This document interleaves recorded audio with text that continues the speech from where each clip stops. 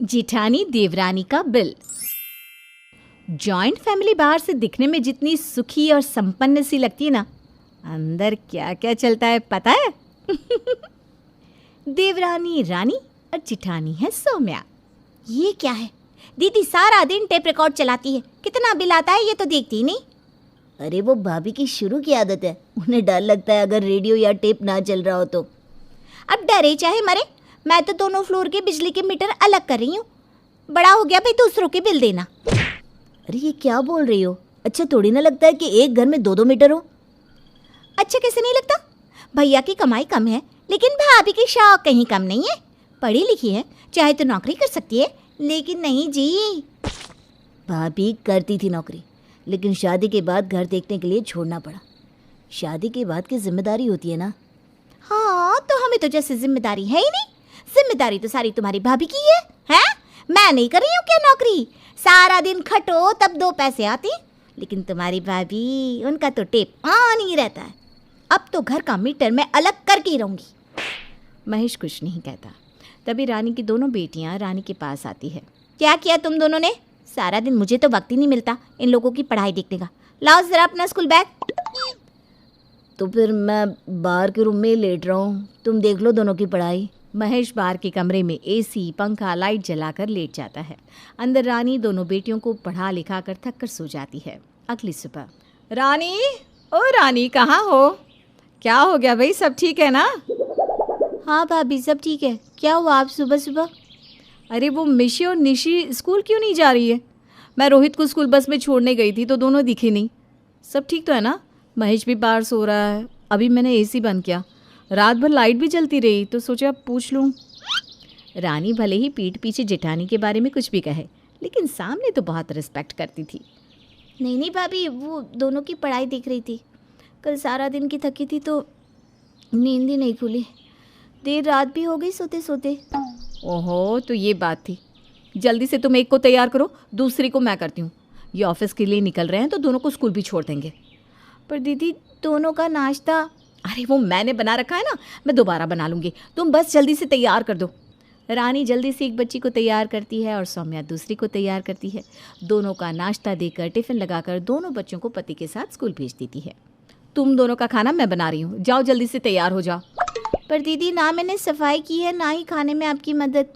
अरे कोई बात नहीं, तुमको ऑफिस जाना है ना, मेरा क्या है। टेप में लगेगा मुकेश और रफ़ी के गाने और पूरा काम कब खत्म होगा पता ही नहीं चलेगा। सौम्या वहाँ से चली जाती है, लेकिन रानी को बात लग जाती है। हाँ, फ्री की बिजली जो आ रही है, सारा दिन बस रफ़ी ने हमारा भट्ठा बैठा रखा है। महेश चाहता था रानी को बहुत कुछ कहना, लेकिन किसकी हिम्मत है भला कि वो बीवी को गलत कहे। ऐसे ही दिन कट रहे थे कि एक रोज़ बड़ा भाई रमेश ढेर सारा खाने पीने का सामान लेकर आता है। अरे भैया इतना सारा सामान क्या हो गया? रसोई का सारा सामान घर भर गया। हाँ रानी, वो क्या नाम, मेरे मालिकों ने कहा कि ये सामान जल्दी ही एक्सपायरी डेट का हो जाएगा। 1 महीने का वक्त है अभी, तो आधे से भी कम दाम में मिल गया। और इस बार का राशन का खर्चा तो समझ लो बिल्कुल नहीं है। मैंने बात कर ली है, हर महीने ये सामान मैं अपनी ही दुकान से ले आया करूँगा, राशन के पैसे बचेंगे। तुम और महेश कितना काम करते हो, खुद के लिए 4 पैसे भी नहीं बचा पाते। चलो कुछ तो सोचा हम लोगों के बारे में। तभी सौम्या आ जाती है। थकी हारी सी सौम्या के फेस पर 12 बजे थे। अरे क्या हो गया भाभी, सब ठीक है ना? हाँ, क्यों, क्या हुआ? कुछ ठीक नहीं लग रहा है क्या? हाँ वो आप थकी थकी। अरे कुछ नहीं, वो क्या है ना, काम वाली पैसे बढ़ाने को बोल रही थी। मैंने तो साफ मना कर दिया। मैंने कहा सारा दिन करना ही क्या होता है, सोने से अच्छा है कि घर के काम ही निपटा दिया करूं। रफ़ी और मुकेश के गानों में न जाने क्या जादू है, वक्त का पता ही नहीं चलता। वैसे निशी और मिशी के नंबर कैसे आए? आज मैथ्स का क्लास टेस्ट था ना, कल काफ़ी देर पढ़ाया था मैंने। अच्छा दीदी, मुझे तो पता भी नहीं था कि एग्ज़ाम्स हैं। वैसे ट्यूशन वाले ने कोई मैसेज नहीं किया मुझे। अरे वो तो बीमार है ना कई महीनों से, तुम्हें नहीं पता? नहीं दीदी, मैं तो उसे हर महीने के पैसे दे रही हूँ। लास्ट टाइम भी बच्चों के नंबर अच्छे थे तो मैंने भी पैसे बढ़ा कर दिए थे। तभी निशी और मिशी आ जाती हैं। वो तो हमें ताई जी पढ़ाती है, मैम ने तो हमें न जाने कब से पढ़ाना छोड़ दिया है। हमें तो ताई जी की पढ़ाई ही समझ में आती है। रानी को ट्यूशन वाली पर गुस्सा आता है। हर महीने ऑनलाइन पैसे ले रही थी, ये नहीं पता था कि पढ़ाती ही नहीं है। अरे उसने भी कभी नहीं कहा कि किस बात के पैसे दे रही हो आप। बड़बड़ करती रानी वहाँ से चली जाती है, लेकिन पीछे सौम्या रफ़ी के गाने टेप पर लगाती है और काम पर लग जाती है। पहले से ही गुस्से में रानी टेप की आवाज़ सुनकर और गुस्सा हो जाती है कि तभी दरवाजे की घंटी बजती है। सौम्या का पति रमेश दरवाज़ा खोलता है। सामने खड़ा होता है बिजली के बिल वाला। आपके घर का बिजली का बिल 2 महीनों से भरा नहीं गया। आज शाम तक बिजली का बिल जमा नहीं हुआ तो बिजली काट दी जाएगी। रानी कमरे से बाहर आती है। 2 महीने का बिजली का बिल 5,000 रुपये। ये देखकर रानी का पारा और हाई हो जाता है। ये ठीक है, सारा दिन हम घर में रहते नहीं, लेकिन 5,000 का बिजली का बिल आ जाता है। ऐसा है भैया कि ऊपर वालों का अलग मीटर लगा दो।